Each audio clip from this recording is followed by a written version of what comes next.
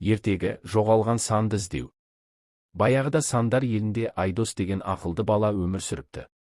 Ол күн сайын сандармен дос болып, есептерді шешуді жақсы көретін. Бір күні оған патша сан тапсырма беріпті. Айдос, біздің елде бір құпия сан жоғалып кетті. Оны табу үшін Теңдеу орманына баруың керек. Ол орманда тек ақылды балалар ғана өте алатын сынақ бар депті. Айдос жолға шығыпты. Орманның қақ ортасында үлкен тасқа жазылған жұмбақ тұр екен. 3-7. Тастың жанында теңдік таразысы тұр. Таразы оған сыбырлапты. Бұл теңдеу. Яғни, менің екі жағым тең болуы керек. Қазір сол жақта 3, ал оң жақта 7 тұр. Екі жақ тең болу үшін қандай сан болуы керек? Айдос ойланыпты. Таразы тең болу үшін мен 3-ке қандай сан қоссам 7 шығады.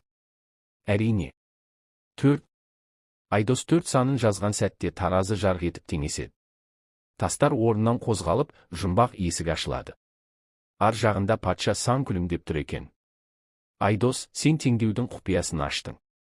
Есте сақта. Теңдеу бұл екі жағы бір-біріне тең болуы керек тапсырма. Жоғалған санды табу, оны теңестіру.